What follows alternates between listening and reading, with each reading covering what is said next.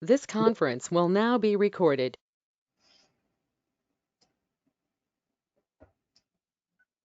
Hi, everybody. Welcome to Cancer Ingress, a season of change. It's been a little crazy down here with my aunt moving down here and getting everybody settled.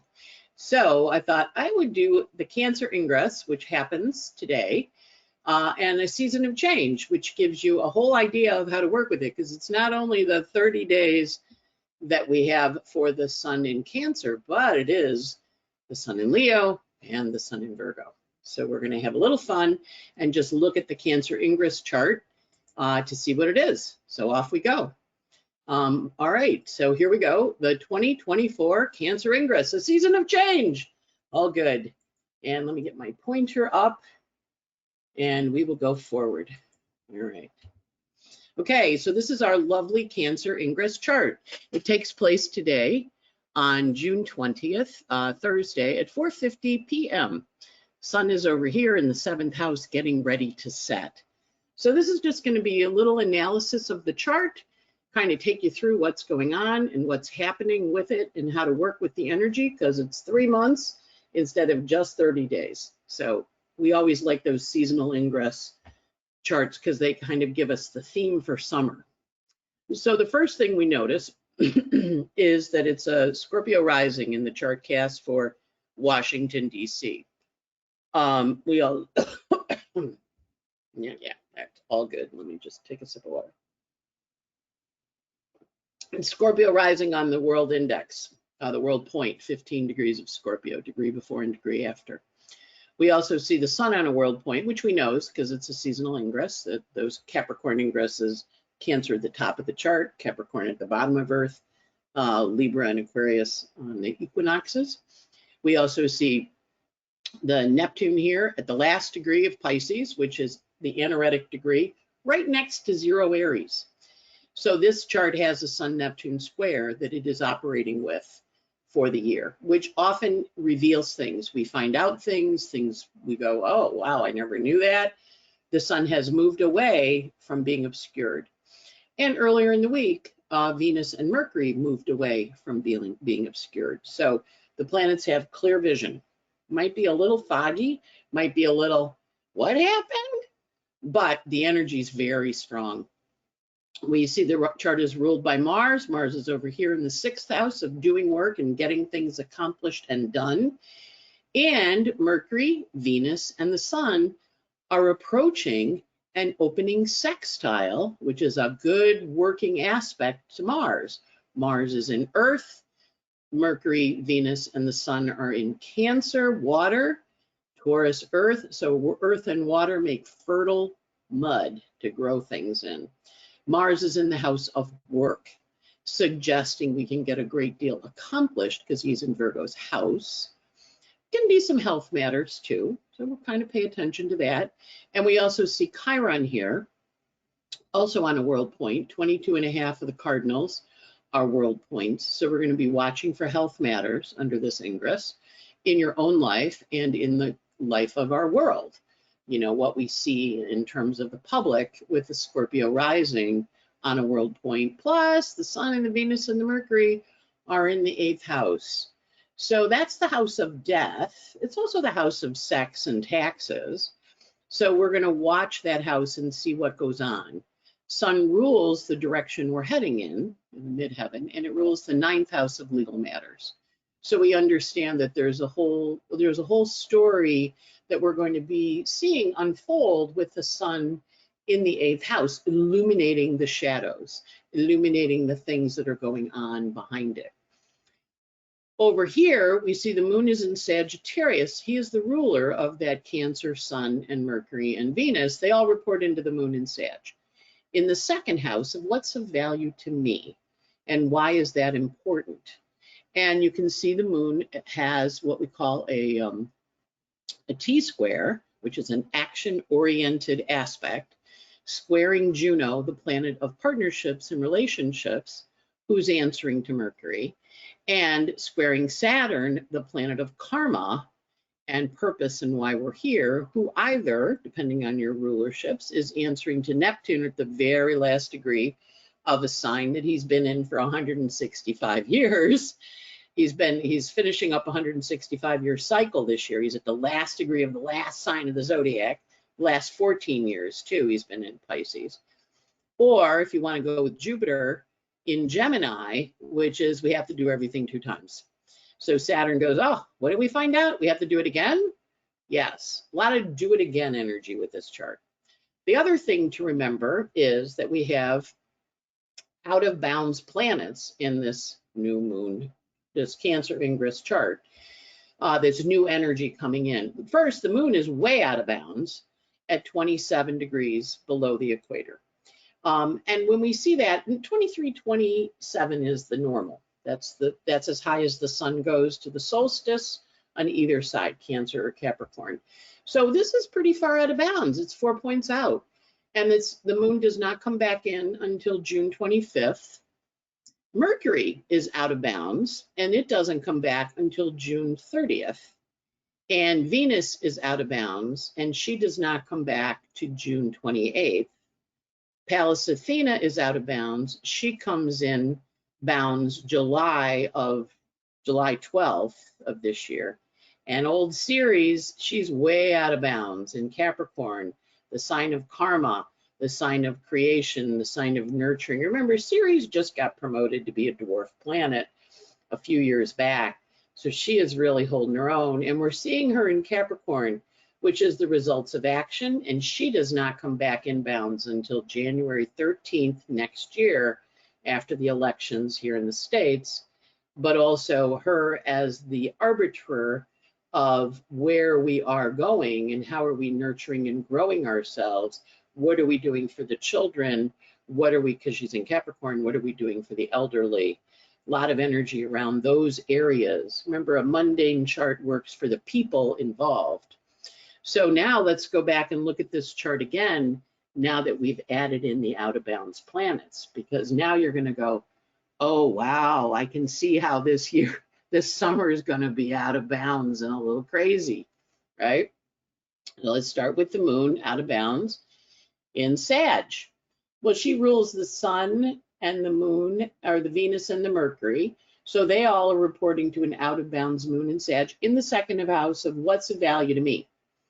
Sagittarius rules the other from us, the foreigner, as opposed to Gemini ruling the person who's our next door neighbor. Sagittarius has a foreign quality. So we definitely see that there's some foreign engagement this year because this is cast for Washington, but also this whole thing about debt and money. Next, Mercury's out of bounds, and Mercury rules Virgo and Gemini planets. So it rules the Juno part of Juno is part of that T-square with the out of bounds moon. And it also rules the Jupiter in Gemini, which is who that out of bounds moon reports to.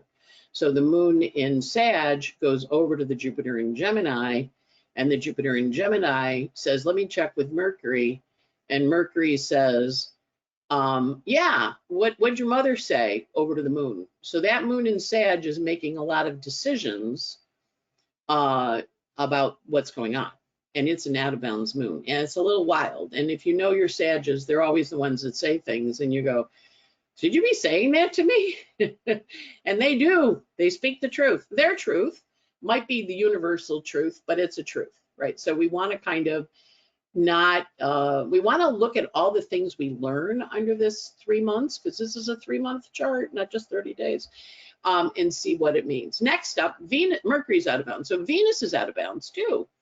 Now she rules the Taurus and the Libra planets. So the South Node is answering to an out of bounds Venus in the house of groups. And she rules the Uranus and Taurus. Uranus and Taurus reports into Venus. Venus reports into the Cancer moon, or the moon in Sag. Sag moon reports into Jupiter. Jupiter reports into Mercury. Mercury reports into the moon. So again, so Venus has her decisions made by that moon. And she's in charge of Uranus. She's also in charge of Mars. Mars turns to Venus and says, what should I do? She goes, let's look at the moon. The moon says, let's look at Jupiter. Jupiter says, look at Mercury. Mercury's out of bounds. He says, I think we should look at the moon. You see the pattern? You see how there's all these little levels of communication going on? This is why rulerships are so important. If a planet's in its rulership, it doesn't have to check in with anybody. It can just do whatever it darn well pleases. Nobody in the sky is in their rulerships. Everybody is having to talk to somebody else before they make a decision. Mars, of course, because he's answering to an out of bounds Venus, he's in charge of the Scorpio and the Aries energy in the chart.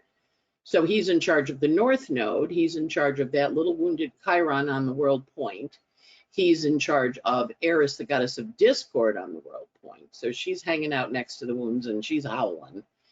He's also in charge of the rising sign, Scorpio, and he's also in charge of Pallas Athena.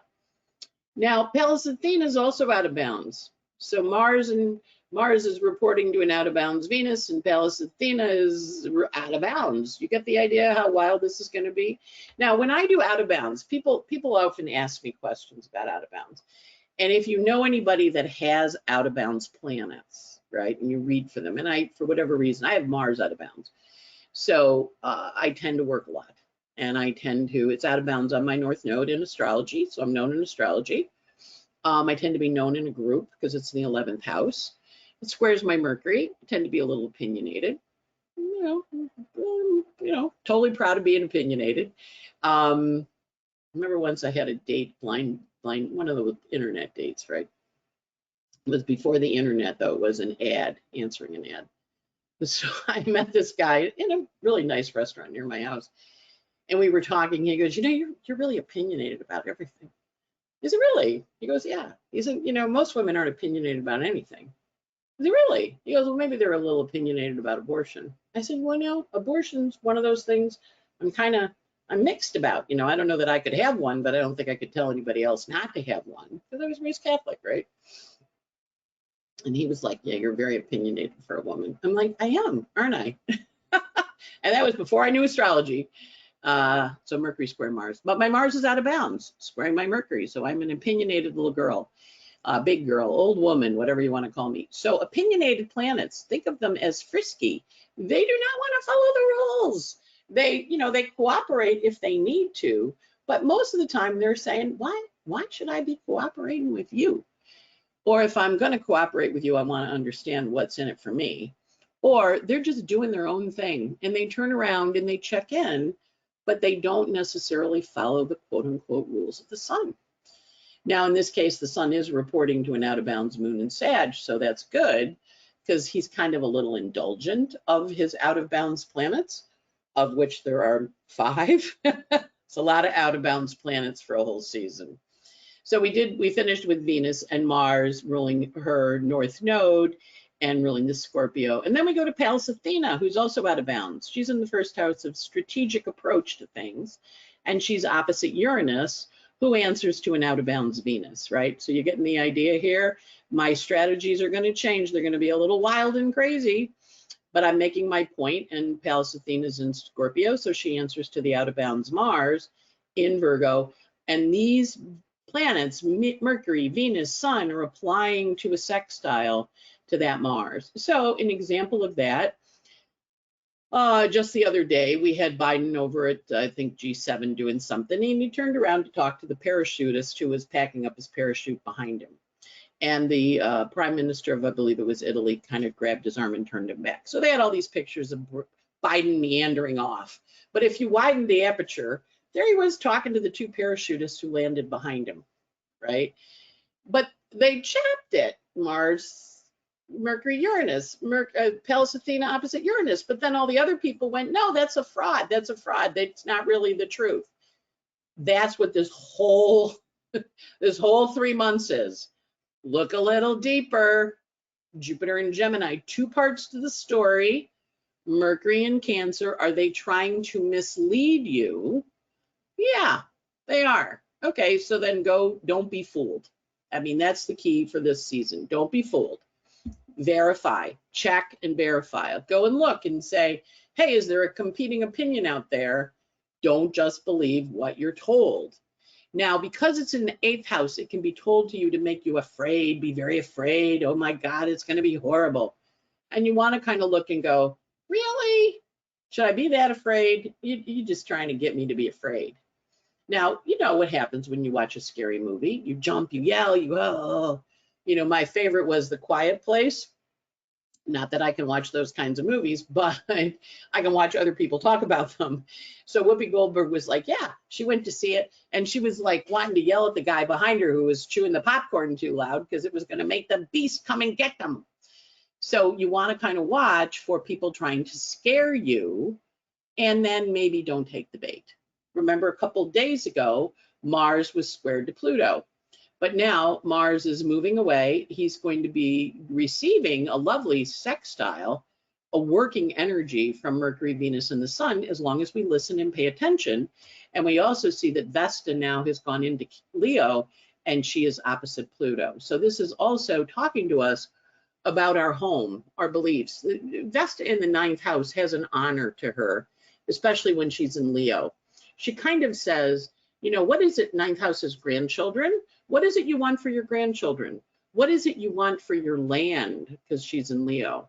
And Leo is the land we live in, property we live in. What is it you want for your home and hearth? What do you believe in?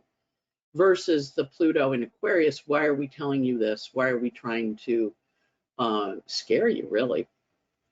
Then we look here, the last out of bounds planet is Ceres out of bounds in Capricorn. And she's out of bounds until January next year, January 12th. So she's in a sextile to Saturn. The two of them are working together. She is in a closing sextile. So she's coming into Saturn, and they're wrapping up a story, a cycle of climate energy. Ceres takes a few years to go around the circle. So as she comes in for her conjunction with Saturn, but she's out of bounds in the house of communication, papers, ideas, things like that. So it's very important to be open to ideas. The moon is also in what we call a gibbous shape. In 2 days, the moon will be full on, I'm sorry, I did that wrong.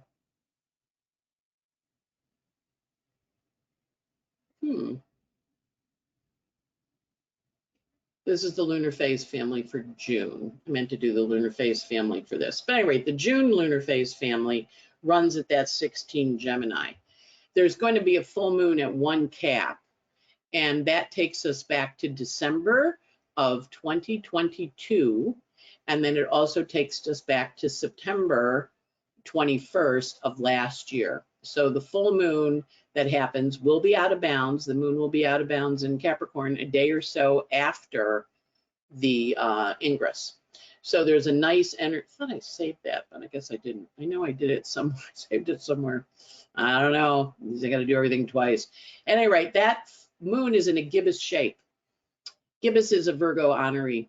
So it's a hard-working moon, wants to get stuff accomplished, wants to do things, wants to go. And it is approaching a closing square to Saturn today in this, before it goes into Capricorn tomorrow, and then it has the full moon. So closing square to Saturn encourages us to do psychological integration around money, finance, things of value. Of course, put this in your own chart. This is the chart for the United States, but this is very much the chart that we're all going to be working with this seasonal ingress. So apply it to your natal chart and see where it goes. It has a lot of interesting energy. Next up, we have those, the Ceres out of bounds we talked about, going back in bounds, but 5 out of bounds planets, that's a lot. 1's a lot. I have just 1. 5, I can't even imagine. But we know how crazy it is out there, so just kind of go with the flow. Next up, the asteroids. So we have Mars on Cassandra, a lot of bad prophecy. Mars on a Scalpula offers a good opportunity for healing. Jupiter on Nemesis and Bacchus, watching for drugs and alcohol that undo you. I have heard quite a few stories of people overdosing or being very sick and brought to the hospital at the brink and brought back. So you want to watch with that Jupiter in Gemini, you know, answering to an out of bounds Mercury, and this does happen a lot with addicts when they pick up after they've been off for a while, they pick up at the level they quit at, which their body isn't used to. So just be really careful with drugs and alcohol this next summer, especially because Neptune's sitting there on that very last degree of Pisces. Super, super sensitive, super hyped. We also have Vesta on Tisiphon, which is fate. our fate, and also seeing it clearly with Apollo. We have a lot of energy with Ceres on terpsichore, paying attention to the music, listening to the music, understanding the music, and of course, most importantly, the North Node aspecting Urania. Use your astrology to help you. That's what it's here for. You know, help your friends too. Say, hey, it's a little wild out there. Do everything twice, double check your sources, pay attention, widen the aperture, look and see Sun, Venus, Mercury, where they're trying to make you think something rather than something else. And do be aware of scams and money and stuff like that. I got a stock tip from somebody today, and I kind of went, all right, a stock tip, okay, cool. And I'm like thinking of this chart and going, should I buy? Should I not? And we just had the chip maker split. Everybody made a lot of money on Invixi, whatever its name is. And AMD, which is the other chip maker, the guy who's head of Invixi got trained at AMD. Of course, we're going to need microchips, but interesting. It was an interesting tip. Next, the fixed stars. The ones I particularly, I always pop a fixed star. So the Pluto and the Juno are on Altar, asking us to sit back and watch. It's the eagle, and the eagle sits and looks, and it sees the bunny, but it's not hungry, so the bunny gets to live. Sees the bunny and it's hungry, that's it for the bunny. So we want to kind of watch and how we partner with what we take action on. Remember, Pluto is opposite Vesta. Do you want to take action on it? And in many cases, there can be home situations that come to light that you have to take action on. We have Neptune on the fixed star Shet. Some people call it She-8, but this is an astrologer's star. Interesting. Many astrologers have this star prominent in their chart. Neptune's on it all summer long. Pay attention to the astrology. Pay attention to the hidden messages. Pay attention to the cycles, the timing. You hear 7 years, 14 years, 29 years, 22 years. You go, oh, Saturn. You hear 6 years, 12 years. You go, oh, Jupiter. You hear 9 years, 18 years. Oh, the nodes, right? So just listen for the cycles. We are having all 5 outer planets change sign this year and early next year. Plus, we have the node of fate resetting. We have the node going to 0 Aries, which is going to activate every single person in the entire world's draconic chart, which is 0 Aries. So it's a huge reset that first week in January. Saturn is going into a new cycle because he's going into Aries. Hasn't been there in 30 years, the dot-com collapse in 99. Neptune going into Aries next year. Hasn't been there in 165 years. That was the Civil War here in the United States, and interestingly, the Crimean War over in Ukraine. Uranus going to go into Gemini. He hates Taurus, but he loves Gemini because Uranus is the trickster, and he's kind of like, ooh, I get 7 years of tricking you. Ooh, ooh, ooh, I'm excited. We've been dealing with Jupiter went into Gemini. We've been dealing with doubles, doubles, doubles. That's just this year through next June 9th when he goes into his exaltation in Cancer. But in Gemini, he's tricky and he doesn't always tell the truth. And he tells the truth that's convenient for the moment. Better way to say it. I'm going to tell this truth to you, and then I'm going to go tell that truth to them. And hopefully they don't talk to each other because they have different truths. So my mother was a Gemini rising. And she was a Leo, and she was Venus in Virgo, very efficient. So she would have dinner parties on Friday and Saturday with my father's, business people. Serve the same food. We'd all polish the silverware. We'd set the tables. We would, they would have a party Friday. They would have a party Saturday. Same food, different guests. So one year, one guest called, and they was talking to another guest, and they had said, "Oh, I'll see you on Friday." She goes, "No, it's Saturday." The other one says, "No, it's Friday." "No, we're going on Saturday." So one of them called my mother, and my mother goes, "Well, yeah, I do 2 parties. I do a Friday party and a Saturday party." And you guys were invited to different parties. And they were like, "Oh," because with her Venus in Virgo, why polish the silver twice? Do 2 parties, Gemini rising. So doubles for everything, but also just remembering doubles for everything. Check it out. Jupiter is in his detriment in Gemini because he doesn't always rule the same way. He's a little bit like, well, I ruled like this for that, but now I want to rule like that for this. And you're kind of like, you know, you think you're changing your rules here, Jupiter? And he's like, uh-huh. But he'll deny it. That's what Jupiter does when he's in Gemini, because he's right. He's the king. He's like, well, this is what I want to do now. A little capricious, as we say. The ones I noticed were Mars on Hamal and the Sun parallel Hamal. This is important. This is where our fixed stars are important.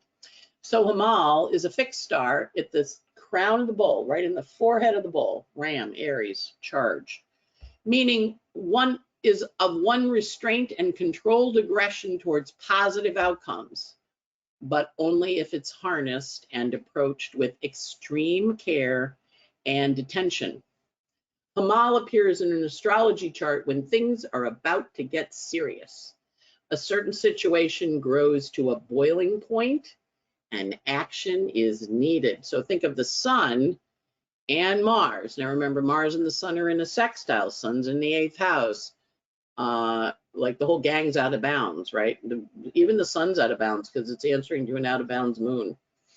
So the sun conjunct Hamal, because then what we look is that's the general star. Then we look at the planet.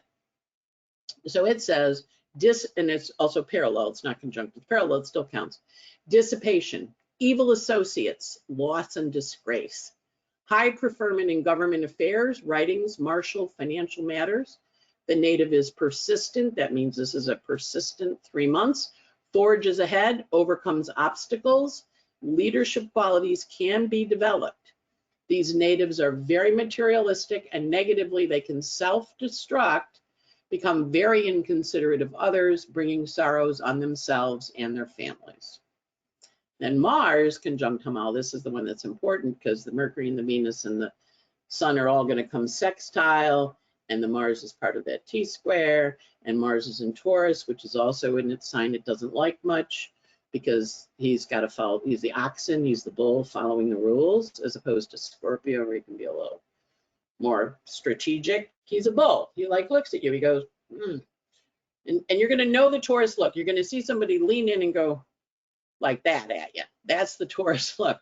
And a lot of times they do a little thing with their nose where they kind of flare it. When you see somebody flaring their nose at you, you got this Mars on Hamal about to come after you. Violence, criminal tendencies, influential position, but final disgrace and ruin. Suffering connected with the love life or ill treatment by sadism. Natives with this conjunction should exercise great caution not to get involved in intrigues, affairs that could lead to disastrous endings. Negatively, these natives could resort to uncivilized acts, develop secret bad habits, and violence is possible. All right, so we just had the stupid Supreme Court get rid of bump stocks. So now we can take an automatic weapon and turn it into a machine gun. As Sonia Sotomayor said, walks like a duck, talks like a duck, probably a duck. And bump stocks make your shoulder react. They don't call them machine guns, but they sure shoot like machine guns. And we have the 60 people killed in Las Vegas just now as they released this bump stock. They took the bump stock off, and 456 people were wounded. I mean, think about that. That's a lot of people, right? And that was just 11 minutes sitting in a tower shooting. So we watch this, and we are aware that this Mars and Taurus and Sun on it, we have to be positive. We have to really focus and be disciplined and harness and approach this energy with care and attention. We also have some nice Arabic parts. Venus is aspecting the part of sickness, so we can anticipate some prominent illnesses. You know, it is Scorpio rising 15, so and those planets are in the 8th, so that can be a departure of somebody, you know, that's prominent. We also have the moon moving fast, and we have the ascendant in the path of fire for this ingress. So that's always a helpful energy. in terms of how we get things accomplished. Next, I like the Sabian Images. So this is a little quick way to wrap this up. And it's my Sabian Images. Normally Rose does these and she's much more restrained. I did this all by myself. So I put my politics in here, which if you're listening to this, you kind of are in. So the Sabian image for the sun at Cancer or Cancer is sailors ready to hoist a flag to replace an old one. So I took the picture from the flag hanging upside down at Sam Melito's house, because after that got out, all these people hung their flags upside down.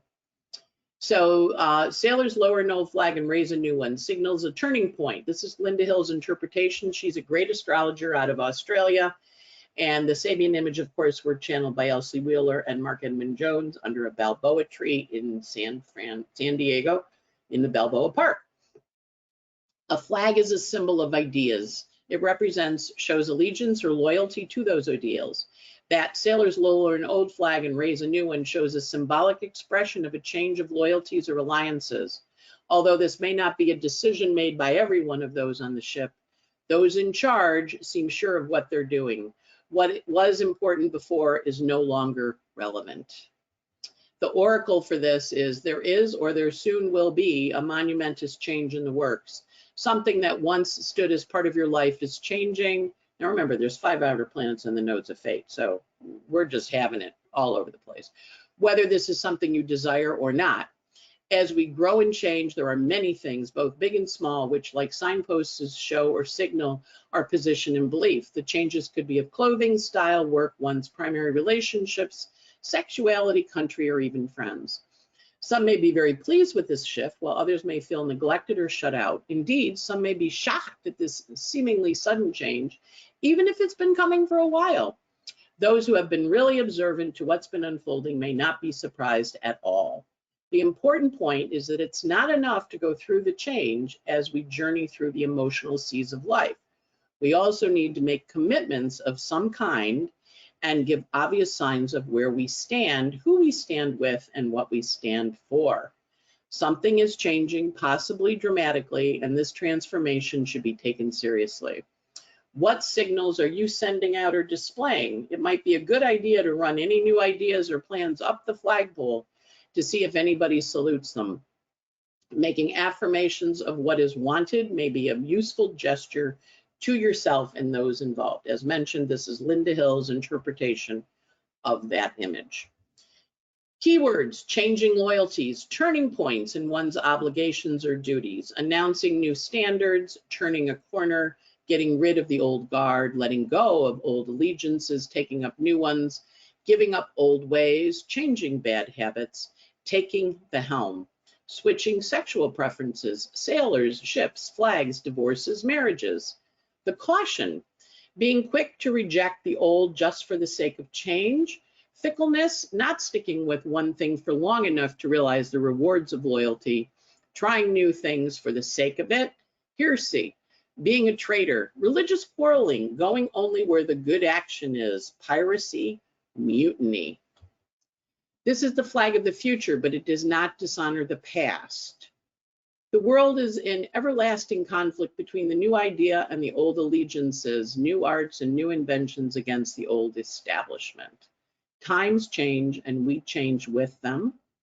It is said that I am against change. I am not against change. I am in favor of change in the right circumstances. And those circumstances are when it can no longer be resisted. If you want a symbolic gesture, don't burn the flag, just wash it. Now the other images, as I mentioned, I picked them, Rose didn't. So they're not all politically correct, but I have Mars out of bounds in Capricorn. All right, the image for the moon in Sag is seagulls watching a ship. The image for Mercury in Cancer is rabbits dressed in clothes and on parade. The image for Venus in Cancer is an automobile wrecked by a train. The image for Mars in Taurus is a Christmas tree decorated. The image for Jupiter at Gemini is drilling for oil. The image for Saturn in Pisces is a table set for an evening meal. The image for Uranus in Taurus is a Spaniard serenading a señorita. The image for Neptune in Pisces is a great stone face being a projection of an ideal. The image for Pluto in Aquarius is an unexpected thunderstorm. The image for Chiron in Aries is a woman in pastel colors carrying a heavy and valuable but veiled load. The image for Juno in Virgo is children crowd around an orangutan in the zoo. Like I said, I picked these images. Rose didn't. Image for Pallas Athena, so they are a little politically incorrect. The image for Pallas Athena in Scorpio is hunters starting out for ducks. Looks like they already caught them in this picture, but you know. Image for Ceres in Cap is a Union Jack flying from a British destroyer. The image for Vesta in Leo is under emotional stress, blood rushes to a man's head. There is a little bit of an energy of a stroke in this chart. So we want to pay attention to that energy. And the image for Eris at 25 Aries is a man possessed of more gifts than he can hold. So that is the image for the Cancer Ingress. That is a little brief analysis. Remember, hang in there. It's going to be a wild ride. You're going to be fine. You're right where you're supposed to be. But do pick your battles consciously and carefully, and do act with honor, because these planets are very quick with a karma kick if you don't. And that hopefully gives you some ideas about how to work with it and to go forward and to have a good day in terms of your direction and how we work with the season ahead of us, including this month, July, and August, and September. Yes, it's going to be a wild ride here on planet Earth. You're fine. You're going to have a good time. You're going to get there. Thumbs up. Pick wisely. Play good music.